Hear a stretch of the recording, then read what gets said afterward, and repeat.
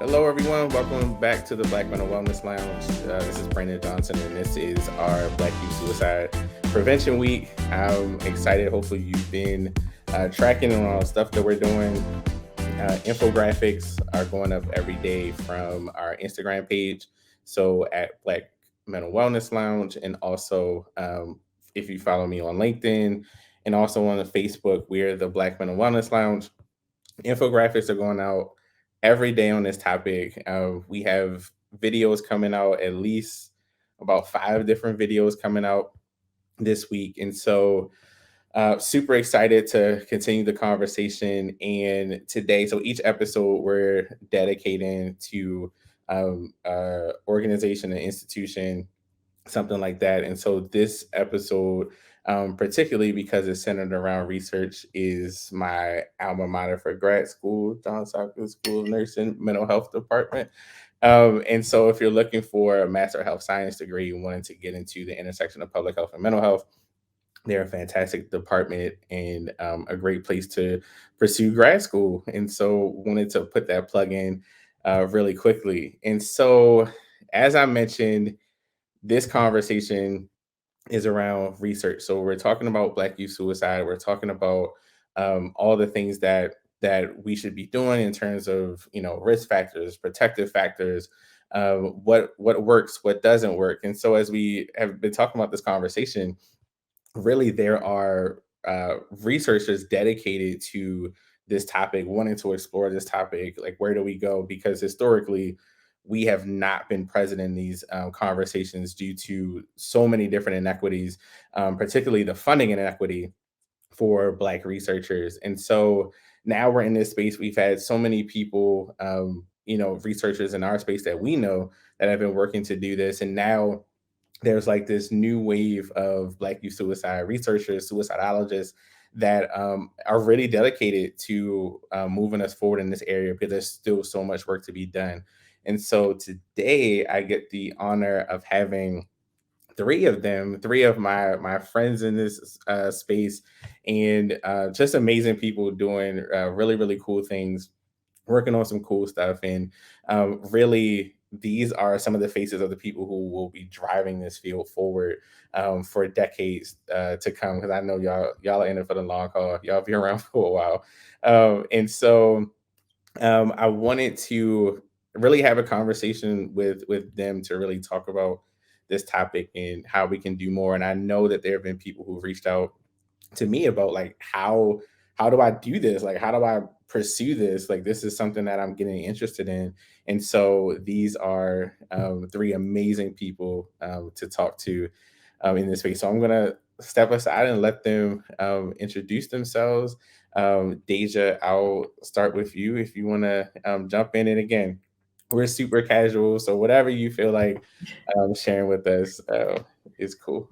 Sure. And thank you so much for having me here. I'm really happy to be here and be able to share in this space because it is so important that we are able to connect and talk about Black suicide, talk about Black suicide research. And so thank you. My name is Déjà Clement. I am originally from New York. I'm currently at Oklahoma State University in the clinical psychology PhD program in my last year. So super excited about that. And I'll be receiving a master's of public health from Oklahoma State as well. And I really, what I'm most interested in and kind of what my specializations are in are underserved communities, but especially the Black community. And so that's kind of the approach that I take to things. It's how I view things is always through like, how can I help the Black community? How can I do research and clinical work that supports the Black community's mental health? Absolutely awesome. And let's give it up for last year. Last year sounds awesome. It's right there. So congratulations on that. But thank you so much. And we'll go ahead and go to Jasmine. Hi, everyone. Thank you so much, Brandon, for putting this together. It's echoing Déjà, just such an honor to be in this space with you guys. I'm originally from Atlanta, Georgia. I went to the University of North Carolina at Chapel Hill for undergrad, and I am now in Houston, also in my 5th year of the clinical psychology PhD program here. And so, similar again to Déjà, my research and clinical work also centers on elevating Black voices and just really understanding the Black experience when it relates to mental health and well-being. And so, a lot of my work really examines risk and resilience factors that impact mental health, well-being, and suicide in particular within the Black community. And so again, really hoping to create more culturally mindful treatments that can really target racism, target racial trauma, and address suicide in the Black community. Awesome, awesome. Thank you so much. And Dr. Adams. I can figure out how to unmute. Hi, everyone. I'm so excited to be here as well. My name is Leslie Adams. I am also originally from Atlanta, Georgia. And right now I am an assistant professor in the Department of Mental Health at Johns Hopkins School of Public Health, where Brandon got his MHS, and so excited for that. I've been here since 2020, but prior to that, I received my doctorate in health behavior. So I'm trained in public health from UNC Chapel Hill as well. So go Tar Heels. And then I did my postdoc training at Harvard University in the Population and Development Center. So I've lived all up and down the East Coast, but firmly in Baltimore now since 2020. My work is broadly centered on understanding the importance of social context and how they shape mental health outcomes for Black boys and men specifically. I focus on suicide and also depression work. And so I'm really excited to talk with this group about the emerging research in the field. Awesome, awesome. Well, thank you all so much. It's an honor to be here with each of you and the work that you're doing, and really moving us into this new phase of like this being a topic that people want to talk about, that people are into.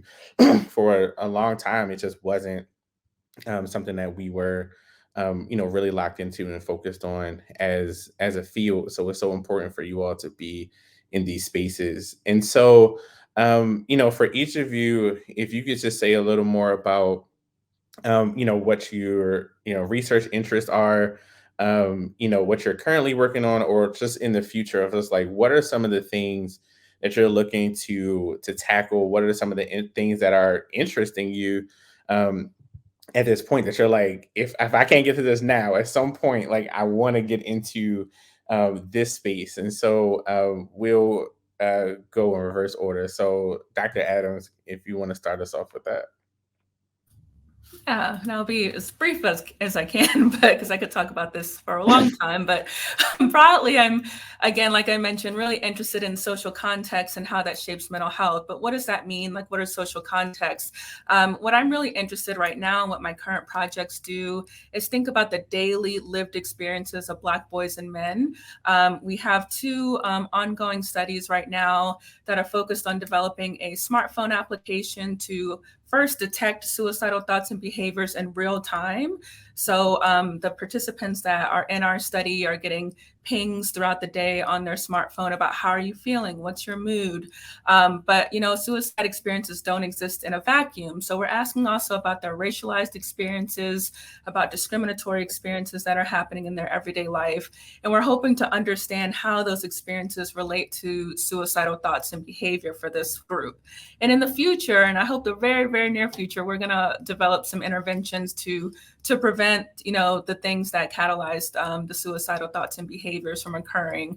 So moving more into the prevention space. But that's the ongoing work that we have now, and the things that I think we're going to have on the horizon. But there's a lot of work to do in this topic. So yeah. Absolutely. That's cool. We'll go to Jasmin.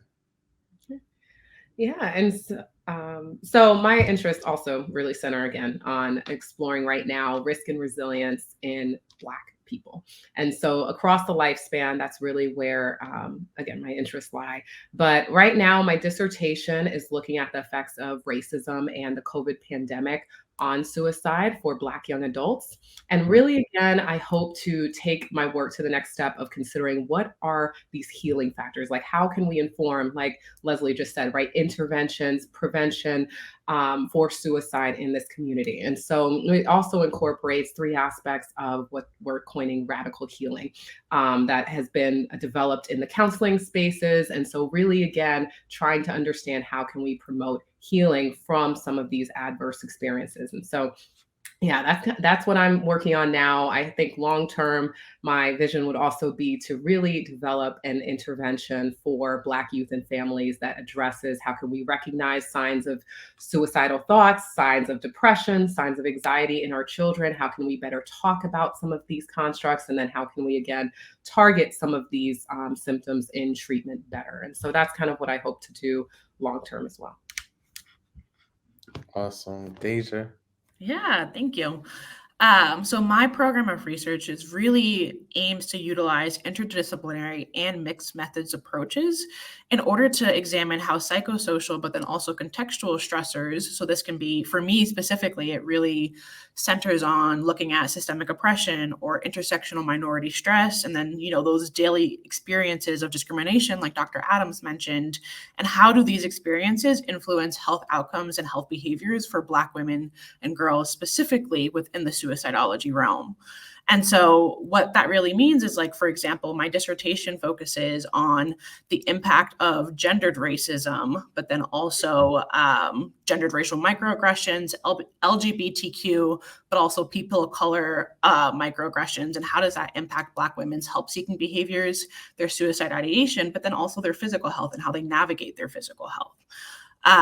And so for me, I really, really want to understand why do we see these different rates of suicide in Black women? And so we know that Black women die by suicide at a far less rate than Black men and boys. However, research and data shows that Black women are actively engaging in suicide ideation and suicide attempts at extremely high rates.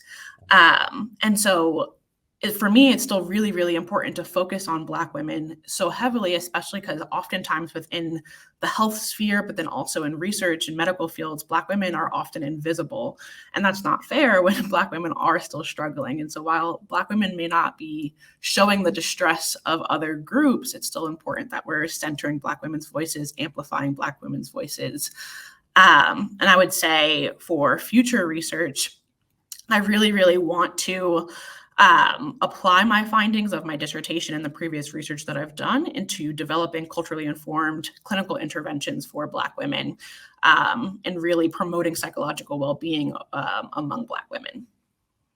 That's amazing. I mean, the three of you together. I mean, first of all, you're like a super team. So it's like Black women and boys, Black men and women, youth, young adults. Like, you all are covering so much. And so like Dr. Adams with the technology piece, I think that's something that is really, really not tapped into enough. There's so much around for when I work with like families and parents and things, a lot of the conversation goes to how can I get my child away from their phone?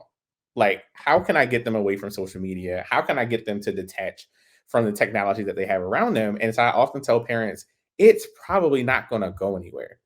Social media is not going to go anywhere. Like, unless you take their phone from them, that's probably not going to go anywhere. And so, like, how do we use that if that's where they are? If that's where people are and people keep their phones on them, like, how do we access that? And I think that's so critical. And to Jasmine, like your point about wanting to build out an intervention, I mean, there's so much potential in that because there's still very few interventions that have been studied, particularly around suicidality within our community, that have been found to be effective to build something out like that. And so we need all of the interventions that have been tested, particularly for us, created for us by us, in these spaces, because they're so still in some of the other hats that I wear. People are like, well, where's the interventions? And the honest to goodness truth is we don't have enough, and that's really where we are. And Deja, you're totally right with Black women, especially we've been seeing suicidal attempts increasing consistently for at least the past since 2009 with Black girls, adolescents, and young adults, that has been increasing. And so while we may not be seeing the suicide deaths, understanding that the suicidal ideation is there, the attempts are there, and they're increasing. And these are things that we've been seeing more and more. And so, each of you all, like I could spend more time like just talking to each of you about what you're doing. And again, I may bring you all back for another time to do that. But again, you all are covering such critical aspects of the suicidality field, really within our group. And so, with that, the question is also, what made you get into wanting to get into this type of research? What made you interested in this topic around suicidal attempts, interventions? I tell anybody, it's a heavy field. It's a heavy field to be in. There's a lot that comes with it. Again, just beyond even the topic, like it's a white male dominated field still, to this day. And so navigating that and wanting to do this, particularly each of you for our people, is admirable. But what made you want to get into this? And Jasmine, we can start with you. But what made you all want to get into this particular field? No, such a great question. When I first entered graduate school, I had no awareness of the magnitude of suicide that exists in the Black community. My interest really centered on more depression, racial identity, exploring those facets. And then I joined a lab where I learned a lot more about these alarming rates of how suicide in the Black community, especially amongst youth and young adults, have increased exponentially. And that's really what made me realize that, again, when we're considering mental health, one of the peaks, right, is taking your own life, and to really understand why are we seeing that increasing so much in our community. And again, that largely led me to the fact that we don't understand why, right? We don't understand what is leading to these increases. We don't understand how to prevent these deaths by suicide, right? And so that is what led me to, again, being someone who wants to impact the lives of my community. This to me seemed like one of the biggest necessities, we'll say, right, is preserving our lives and understanding what factors contribute to that. And so that's what really led me to suicide work, was just seeing how it's increasing exponentially again amongst Black youth and young adults. Like Déjà was saying, we're seeing such large rises amongst Black women. We are seeing, I believe there was a statistic that shows it's increased 122% in adolescent boys over the last 2 decades. Just unacceptable statistics. And so wanting to contribute to that in terms of, again, developing more culturally mindful treatments is what really led me to suicide work. Yeah, absolutely. It's such a, I think it's eye-opening when you get into it, because especially for a long time now, we're seeing it start to come to the surface a bit, but for a long time the rates have been creeping up, but the awareness around it has really been minimal, to be honest. And so Deja, I'll pitch that same question to you. Yeah, absolutely. I did my undergrad at West Virginia University, and during that time, I had the opportunity to be a McNair Scholar. And through that program, I got exposed to different research labs and things like that. But primarily, I got the opportunity to work in a suicide-focused research lab, and they focused on suicide and depression in older adults, which is also a vulnerable population. And suicide looks very different in that community. But while I was doing that research in undergrad, I kept having this feeling or question of like, well, where are all the Black people? Is this purely just an issue that plagues white communities? And obviously we know that that's not true. And as I started to get the opportunity to dig a little bit deeper and really realizing like there really isn't a lot of research out there. There really isn't a lot of researchers and scholars doing this work. that's what led me to pursuing graduate education in doing this work, because I found it so interesting. I found it very, I would say, inspiring almost, to be able to do this work, to have the opportunity to do this work. And so, similar to Jasmin, joined a research lab where that was the primary focus. My research mentor, Dr. Larissa Wingate, has done suicide work in a variety of different marginalized communities. She's done work in Native communities, Black communities, Hispanic communities, and that's really the focus of our lab. And that's where I really got to further develop my interest within Black women. Again, really wanting to focus on a community. Obviously, as a Black woman, it's important to me, but then also just a community that's not being focused on, and really further understanding the mechanisms that lead Black women to developing suicide ideation, but then also what we know out there within the suicide research is, like, we have all these different models of suicide research. So the most famous or most popular one that's used is the interpersonal theory of suicide. My research, my master's thesis, focused on the integrated motivational volitional model of suicide. And none of these models or theories are even remotely or slightly considering cultural factors that may contribute to suicide ideation or suicide behaviors. And so for me, it was really like, okay, if this is the model and theory that we're focusing on, how does it need to be adapted? How does it need to be better understood in a way that actually applies to Black women and Black communities more broadly? Yeah, that's such a really good point. Like, this field wasn't built for us. The models and the things that we use, the theories that really guide most of the intervention work in our field, was not created for us. And even when you look into the gatekeeper trainings and some of the other things that exist around suicide, and even how we identify risk factors, how we look at signs that someone may be experiencing suicidal ideation, culture is rarely considered in any of that, and the data and things that we use to guide us weren't in our communities. And so building those pieces within what we already have and then creating new stuff is super important if we're going to help our own communities. And so, Dr. Adams, I'll pass it to you. Yeah, I mean, it certainly wasn't a direct path as described by my colleagues, but it definitely did emerge. I would say sometimes I feel like I was kind of coming into the space and kind of led to this space by a series of different events. But my dissertation research, which was completed long ago, was using participatory methods, because I acknowledge as a Black woman that I have some shared experiences with Black men, but completely not all, and especially aspects of gendered racism and other aspects that have an influence on mental health outcomes, I do not mirror completely. So I'm very big on participatory methods, including community partners, and really kind of speaking and lending to the lived experience of my participants. So my dissertation was focused on Black men's depression and how we can better measure and understand that. And I actually had a young man who was part of that study tell me during that time that he was planning a suicide attempt. He was planning to die by suicide. And this was in the middle of a focus group, in the middle of kind of a collective experience. And we all really kind of worked together to get him support in real time. I mean, it was like a real-time intervention, and connect him with that support. And even just the process of having that space to discuss mental health in the focus group for the dissertation provided him with people he could talk to along the way, which I think was just so critical about giving this person social support. But it just kept emerging along the way.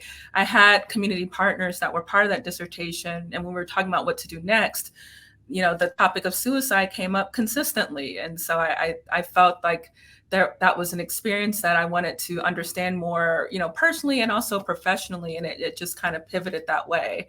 And then along the way, I was blessed to have some really great mentorship from other pioneers in the field of Black suicide and Black youth suicide that have been doing this for long before, we were thinking about it. And as I delved into that topic, I just realized that our circle is very small. There's only really a handful of researchers who are our pioneers that preceded us. And there's much more gaps to fill. And so I really wanted to make a contribution to the people and the experiences that I, share and honor along the way of conducting this work. I think it's so important. So it just kind of happened in this not really direct path, but it as I say it, it kind of feels like it was kind of meant to be all along. So I don't know. Yeah.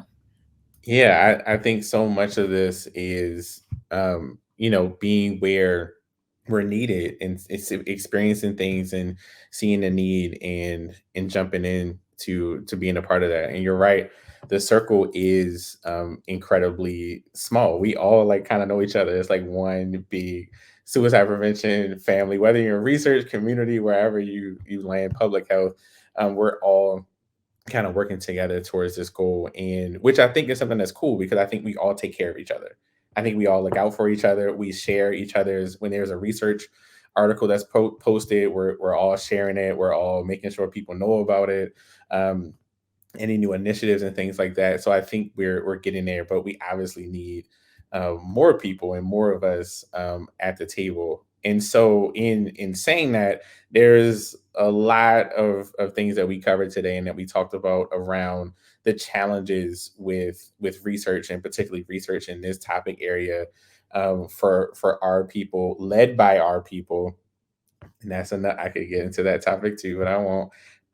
But led by us, for us to receive funding to do this work, and particularly in doing this work.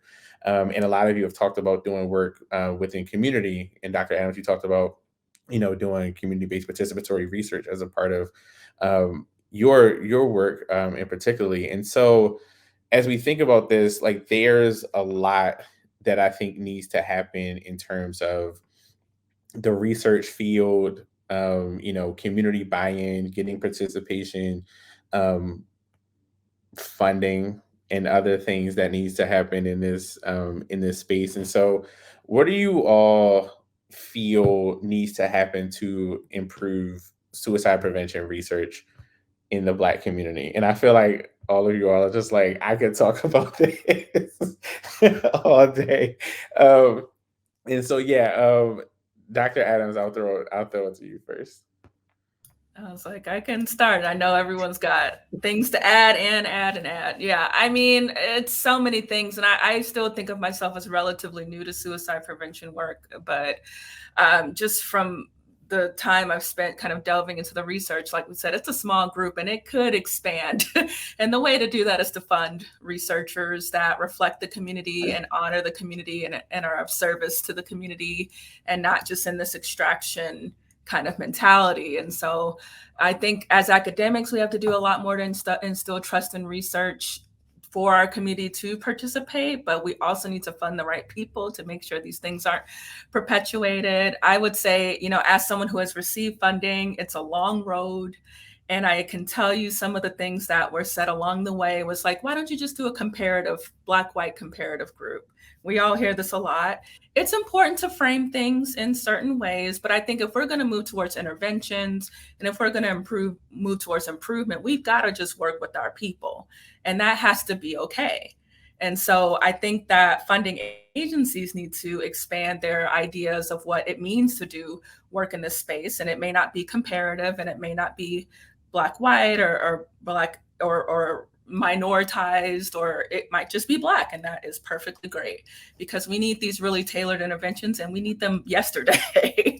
And then my final point is, let us lead this work. Let the people that reflect this work lead it. Let the people that have experienced these things and have an understanding intimately on what needs to be done, let those people guide us, and being more open to community participatory work, and giving us time to establish those connections, because funding timelines are like, we need it yesterday.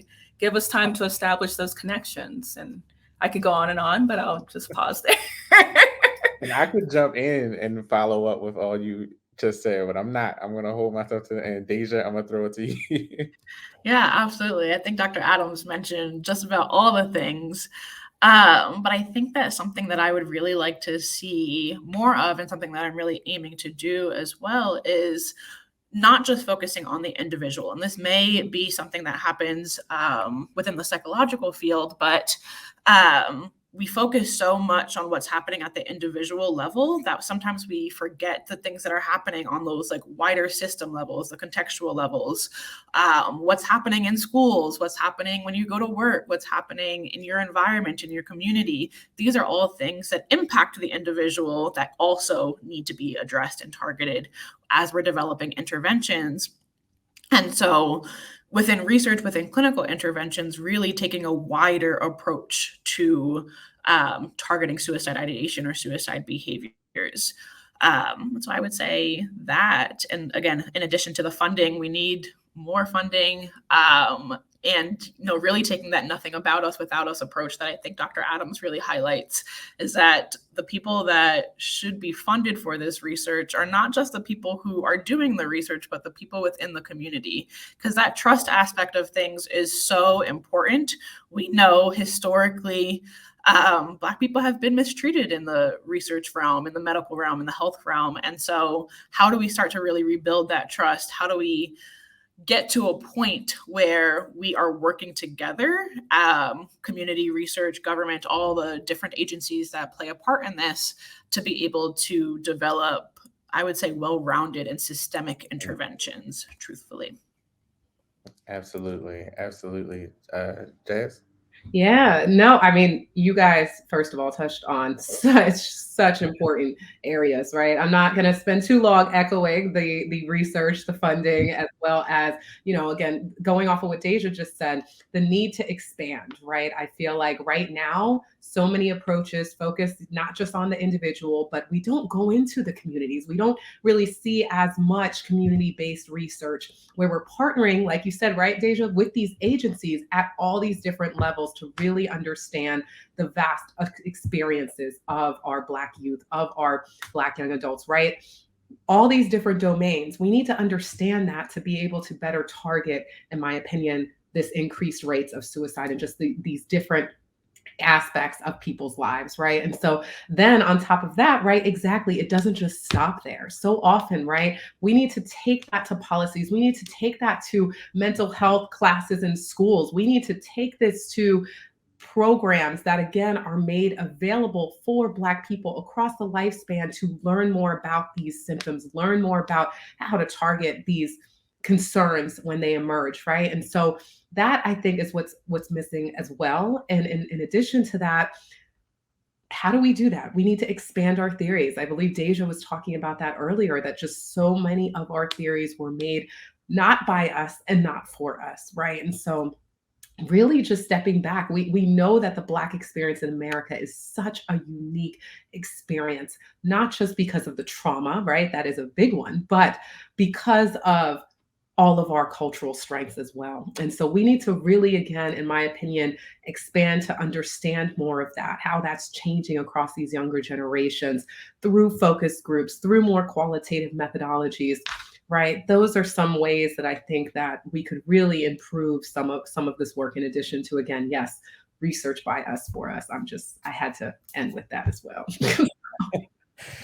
Yeah, absolutely. Because there's so many things happening, and we so often are left on the periphery or just asked in a, you know, consulting way, hey, like, how would you do this? Like, what would this look like? But to have us leading these research projects, those that are well funded, so really starts with the funding. We have to get the funding.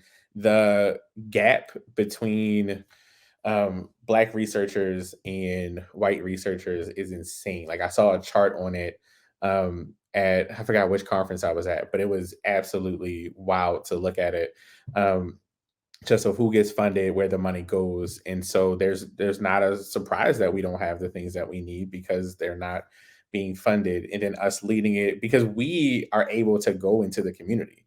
That's the piece we're able to do and understand the importance in our community of having that, qualitative data, not just looking at the numbers, but looking at the entire human experience, looking at the socio-ecological model of all these different things of, where we interact and what influences how we are, how we're doing, how our physical health is, as Deja mentioned earlier. Like, how those things play out is such a complex thing. And if we're only looking at this narrow, individualized methodology, we're going to miss so much, especially in our community. So, yeah, so we're going to keep pushing, and all of us in our own respective places. And hopefully, everybody that's listening finds a way to try to start to impact and change these things. And so, again, before we wrap up, there are a lot of people, thankfully, now that are starting to understand through mechanisms of conversation, through, unfortunately, various experiences and things like that. But this topic is starting to resonate with people in our community. And so now, I think in the past, I say since the pandemic, I've heard more people in undergrad talking about wanting to get into this space. But they're really like, I don't have, there's not a faculty here that I could talk to about this. There's, not much, online to kind of get and connect with people. The field, again, because we know everybody feels larger to us, but it's very, very small.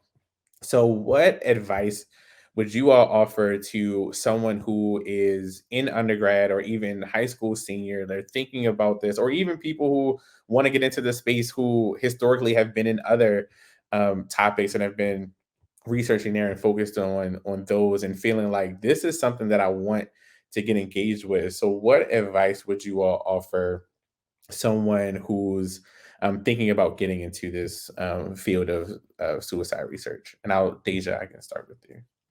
Yeah, absolutely. This is something that I am really, really passionate about. As I mentioned earlier, I was a McNair Scholar in undergrad, and I always say if it wasn't for that program, I wouldn't be where I am at today. And so if you're at the undergrad level, for sure, look for a McNair Scholars program if there's one available at your university. McNair Scholars programs are aimed at helping underserved, first-generation, low-income, racial and ethnic minority students apply to graduate school and get into graduate programs in any field. And so typically at most McNair Scholars programs, you'll complete like a 6-week research experience to really kind of get your feet wet, essentially, in what research looks like in academic settings. What does it mean to apply to grad school? Again, because so much of this is a hidden curriculum. No one really tells you how to go about this process, especially not for clinical psychology. And there is kind of, I would say, a formula to doing things. And clinical psychology is also extremely competitive. And so it can be really helpful to have some of that insight if you're going to go down this field.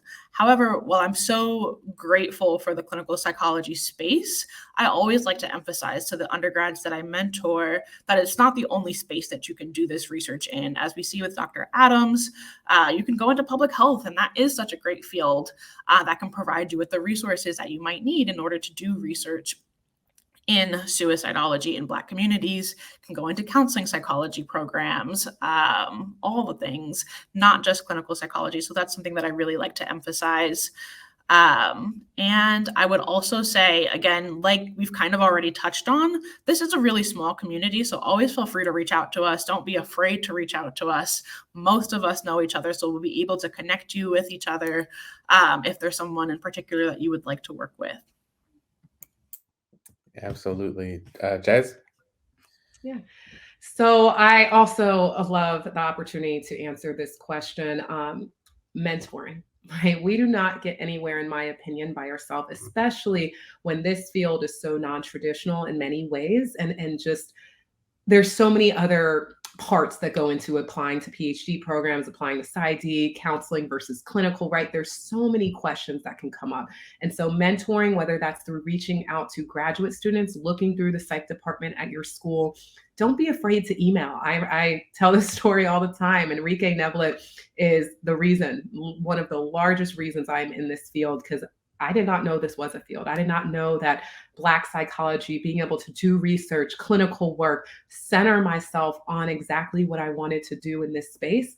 I had no idea that was possible until I met him, right? And so definitely recommend emailing. It may take a little bit for some of the larger mentors, right? But that's where grad students can come right in of providing that guidance.